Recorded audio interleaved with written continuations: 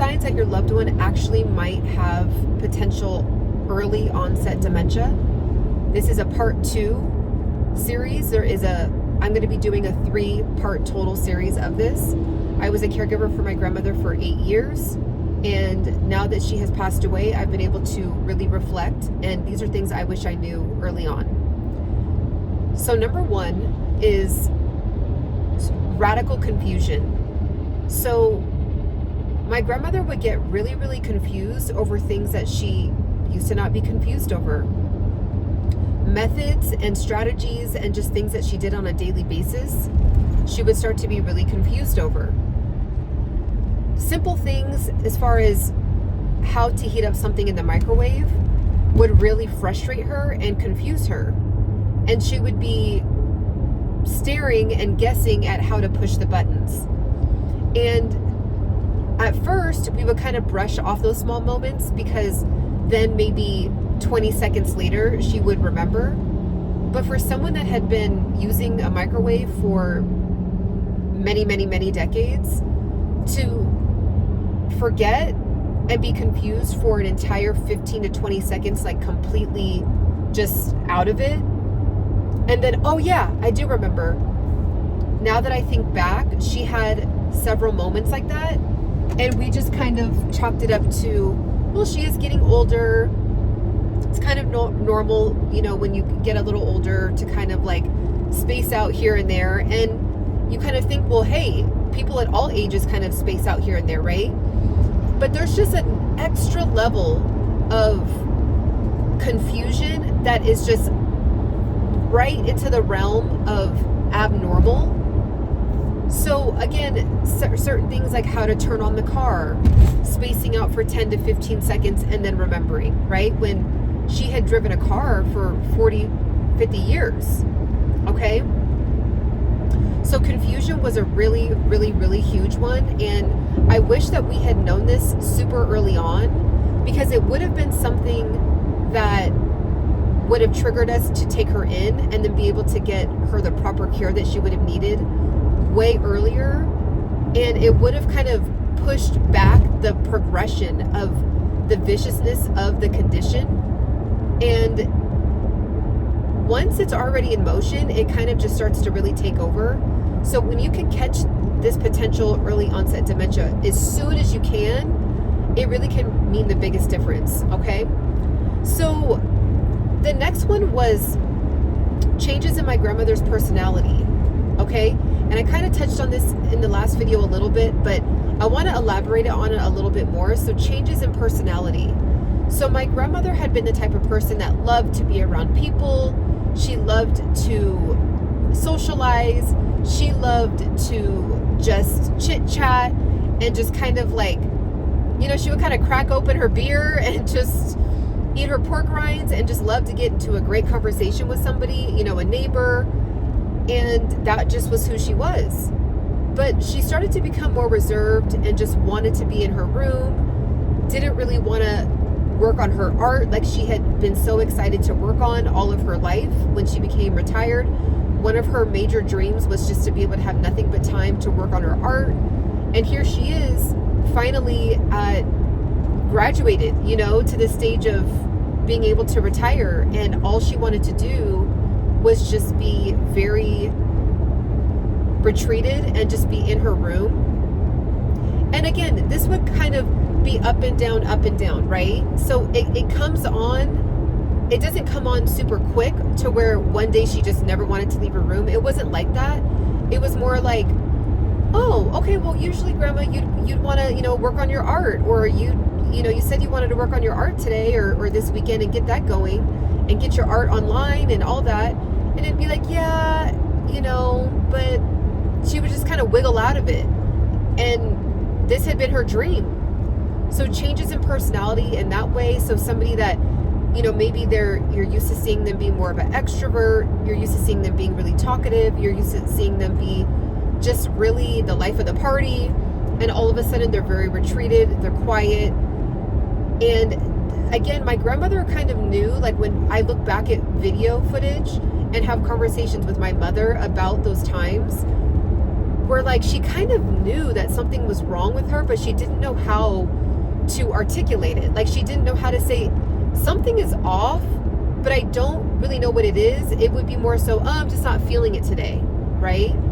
And how many of us have had those feelings about just it being an off day? And we'll all continue to have those kinds of feelings and days, right? But it was kind of just that next level, that next tier of like,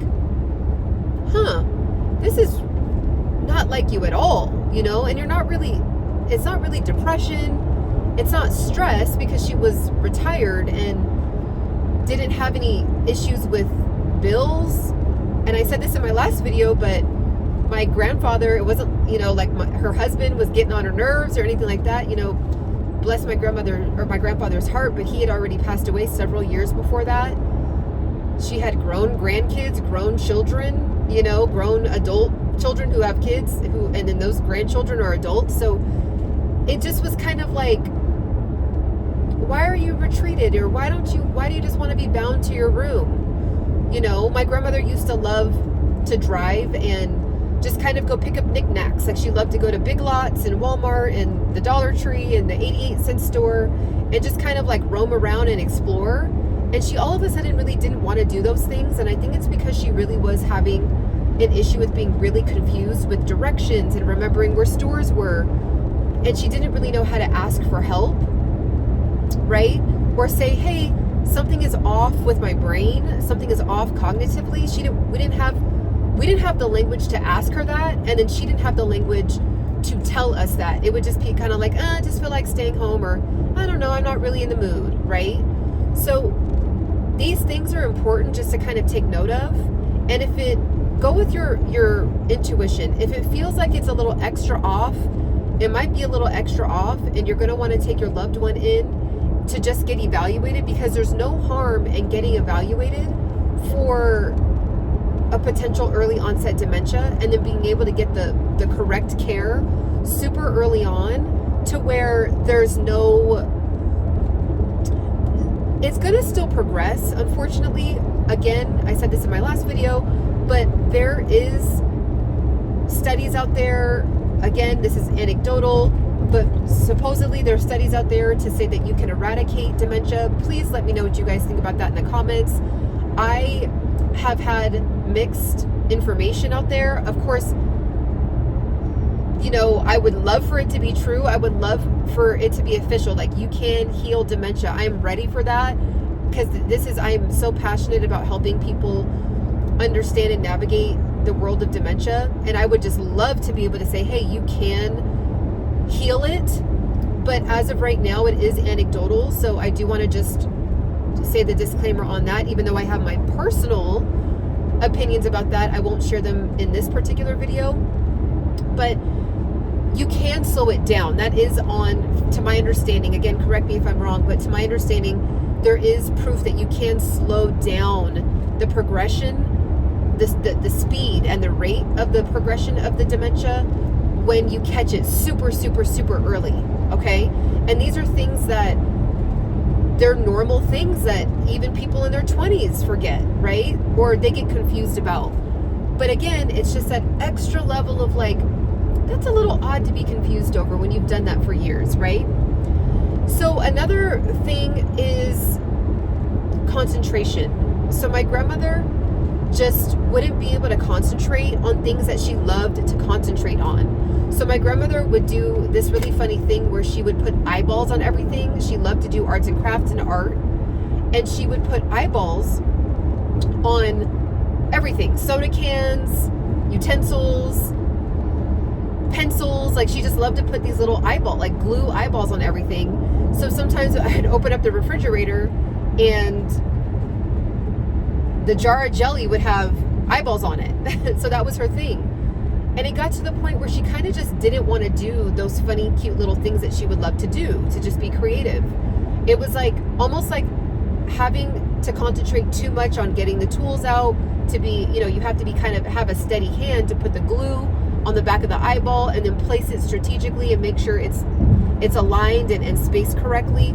All of that process would start to be just kind of overwhelming for her. and she kind of just didn't want to concentrate on doing it anymore, so she kind of just stopped. So what was interesting is that she would continue to collect creativity products and items, and she always had a plan to do things with them. But then when it came to actually, hey grandma, why don't you work on your art today, she just wouldn't do it. So she was having trouble concentrating. Okay, she was having trouble concentrating and did not know how to articulate, hey, something is just wrong with my concentration. It would be more so, just not feeling it today, I'm not in the mood to do it, oh, I'll do it later, right?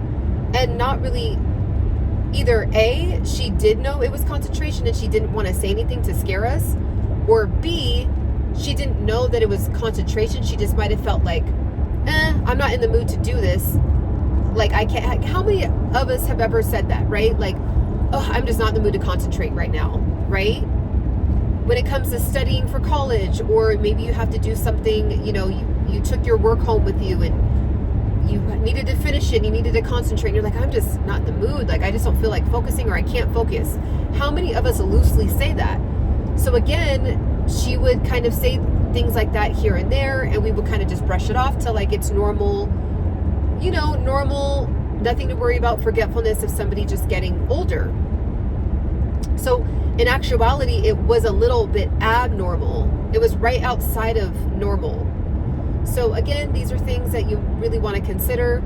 If you really want to get super, super educated on potential signs of dementia, definitely get with the Alzheimer's organization. I'm just talking about my personal experience, and it's easy for me to refer to my experience being a caregiver for my grandmother using the very specific examples of real life experiences that I had. So real lived experience. So because sometimes you can read these things, like a list of things, like, okay, well, your loved one might have dementia if these 10 things or these 15 things, but it's so ambiguous that it's like, doesn't everybody have a little bit of forgetfulness? Doesn't everybody have a little bit of concentration issues? Doesn't everybody have a little bit of focus issues? Doesn't everybody have mood swings? So it's just, it can get very muddy. And when I look back, I'm like, okay, now I know that my intuition was speaking to me and my mom's intuition was speaking to her, but we just brushed it off because we did not have the education. We did not have the knowledge about dementia and really how to notice the clear signs. And then when we were like, that's a little extra, for lack of a better word, weird. Like, it's just, okay, you've been doing that for 30 years. Like, you couldn't remember for a whole minute? Like, the 5th time in a row? Right? So those things, it's very, very, it's an indicator that they definitely need to be taken in and evaluated, and there's no harm in getting evaluated. All they can say is, nope, don't have anything to worry about. Make sure you just are drinking, more water, staying hydrated, staying active, but it's better to do that. And then, or they could say, yeah, there is some signs of dementia here, and here's what to do. And then thank God you caught it super early, so that way you can set up the proper things and care in place to, make sure that your loved one has the best chance possible to live a quality life while they are dealing and living with that condition. Okay? So this is a part 2 to a part 3 series of signs that your loved one might potentially have dementia. Let me know what you guys think in the comments. If you are another fellow caregiver or had experience, or you are a hospice nurse or anyone that's coming across my page, please